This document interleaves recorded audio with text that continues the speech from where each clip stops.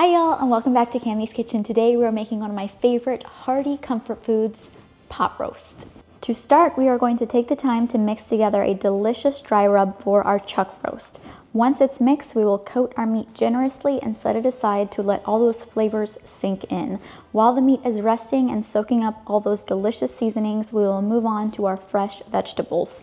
Every single veggie in this roast plays an important role in building the flavor, so we will take our time to chop them perfectly. Once our veggies are ready, we'll carefully layer our pressure cooker with the seasoned meat, the fresh veggies, and our rich, savory broth. Then we will let the magic happen, pressure cooking everything until the meat is tender, juicy, and packed with flavor, and the vegetables are perfectly cooked and infused with all those amazing juices. Once it's done, it's finally time to plate and enjoy your practically melt in your mouth pot roast. Let's talk about the pressure cooker versus the slow cooker. At the end of the day, this is going to be all personal preference and how much time you have in your day, because that is ultimately what it comes down to, time. In a slow cooker, that is exactly what we're doing. We are cooking the meat on low and slow, and it usually takes anywhere from 3 to 7 hours. That means you leave everything in the pot in the morning, go to work, come back, and it is beautiful and tender and perfect. If you don't have that much time or patience, or you just want a really quick, hearty meal fast, the pressure cooker is going to be your option of choice, which is mine. I absolutely love the flavors that you get. I feel like the quality of the meat is still there as far as it being like melt in your mouth, fall off the bone, kind of tender, and instead of 3 to 7 hours, you are looking at 60 to 75 minutes, which is, to me, a lot more attainable. When you're at the supermarket picking out a chuck roast, here are a few things you want to look out for. I am using 2 nice thick pieces of chuck roast for my meat of choice today, about 2 or 3 inches thick. Look for good marbling, which are those little streaks of fat that melt during the cooking and keep the meat juicy and flavorful. Finally, make sure it's firm to the touch and a deep, rich red color. That's how you know it's fresh and high quality. To make our chuck roast rub, we are going to start with a small bowl. I am using my preferred meat seasoning, Chupacabra fine meat rub, along with some dry sage and thyme. This is definitely the point where you can use any of your favorite seasonings or even a pre-made marinade. I also like to add a few little pieces of fresh rosemary because it really brings out a deeper, aromatic flavor in our rub. Once everything is together, save the rest of your sprig of rosemary for later and mix all of your dry seasonings thoroughly. Now let's go back to our meat. Take a couple of paper towels and pat your chuck roast as dry as possible. This helps the rub stick and really deepen the flavor. Once it's nice and dry, simply use your hand to sprinkle the seasoning all over. Rub it evenly across the top and the bottom of both roasts. Finally, let your seasoned filet sit on the cutting board for at least 15 minutes before moving to the pressure cooker. This gives the flavors time to penetrate and sets you up for a perfectly seasoned pot roast. While our seasoned meat is resting, let's take advantage of the time and chop up our veggies. Remember to only use heartier vegetables that are going to hold up in the high pressure environment. So avoid softer vegetables like tomatoes, zucchinis, cucumbers, leafy greens, anything like that, because they will just disintegrate. Also, tomatoes, if you like that tomato flavor, feel free to use a little bit of tomato paste instead of fresh tomatoes. Sometimes fresh tomatoes, especially if you leave the skin on, can cause your sauce to become acidic, and we do not want that. I am sticking with the traditional veggies today, so potatoes, carrots, a couple different kinds of onions, fresh garlic, and of course you can't have a pot roast without celery. Now let's move on to chopping our veggies, starting with our potatoes. I am using 4 large white potatoes, and I always peel mine before using them in a pot roast. This step is super important because leaving the skin on can really affect the texture of your roast.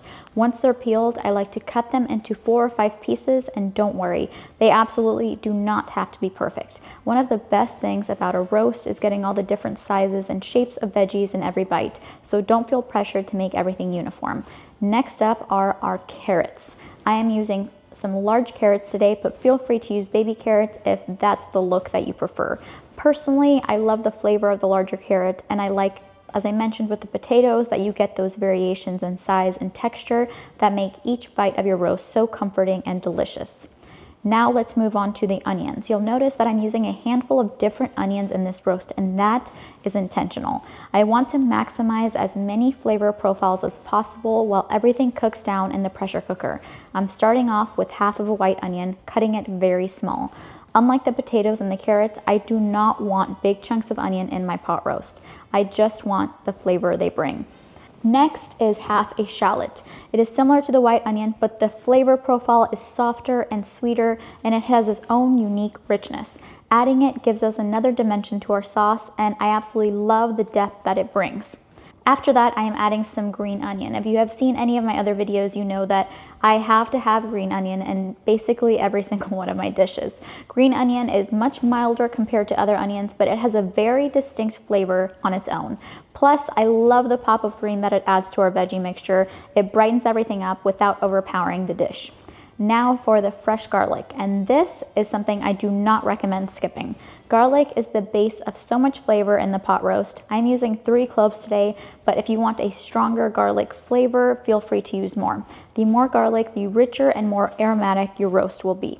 Lastly, we have our celery. This one is optional, but I really do feel like celery adds a fresh, clean flavor that balances the hearty potatoes and carrots.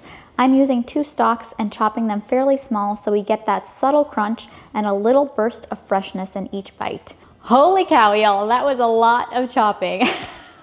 I promise every single one of these veggies is gonna bring its own unique flavor to this pot roast, and it is going to be incredible. Okay, the next step is putting everything in our pressure cooker pan.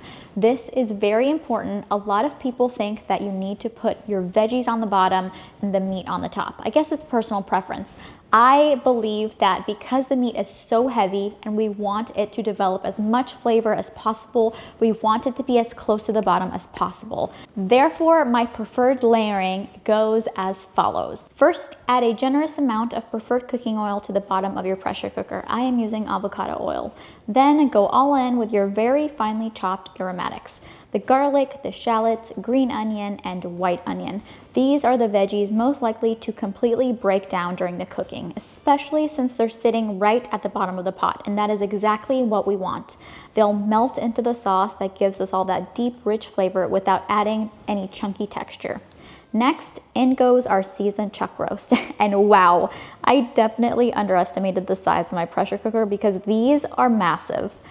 Lastly, toss in the rest of your chopped veggies, the carrots, potatoes, celery, and any extra little bits of onion you may have missed earlier.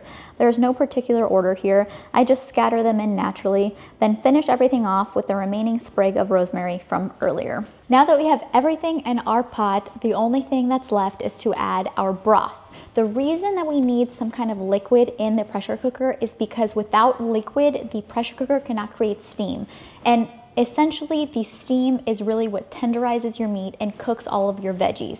So we are going to create a little concoction using red wine. I absolutely love utilizing red wine in the kitchen, especially when I'm working with tough meat like this, because the acidity really helps break down that meat and allow you to get that tender melt in your mouth texture that we were talking about. To make our broth, we are going to start with 1 tomato cube. I like to break it into small pieces with my finger and then use a spoon to mash it down on the bottom of my bowl or cup. Next, add half a cup of your preferred red wine. We love a dry Cabernet at this house, so that's what I'm using today. Then add another half cup of your preferred broth. I'm using chicken broth because that's what I have on hand. Mix everything together really well and then pour it over the top of your meat and veggies. This liquid will help the pressure cooker build the steam it needs while also adding incredible flavor to our roast. Y'all, I'm so excited. This is one of my favorite comfort foods, especially when it starts getting cold out, which finally Texas got the memo, and it is.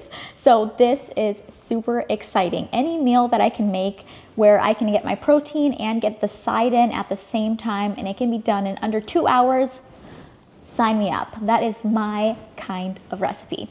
Now all you want to do is close the lid, and since I'm using an Instapot pressure cooker, I'm going to select the meat/stew setting and then adjust the time to 1 hour and 15 minutes on high pressure. After a few glasses of wine, when your timer goes off, carefully open your pressure cooker. Make sure to hold the lid from the back to avoid all the steam.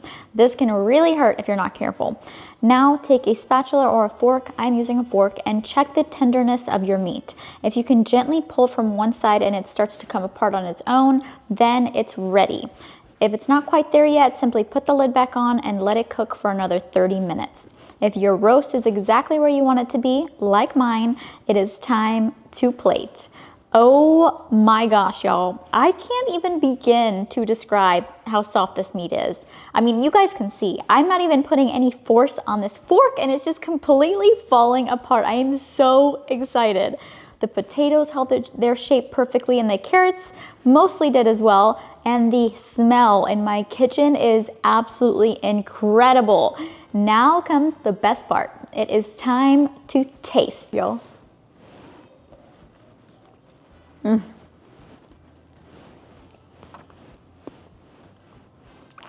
The fact that this big of a piece of meat can get this tender in under 2 hours is just crazy to me. Like, just completely, if there was a bone, the meat would just be like completely falling off of it. The potatoes, oh my gosh. They are perfect. They're still a little firm, but they soaked up a bunch of that delicious juice from the meat and the other chopped veggies, and the flavor is incredible. Oh my gosh. As always, I appreciate every single one of you for watching my videos. Be on the lookout for other Christmas videos coming up. I post every Tuesday and Thursday. Bye, y'all.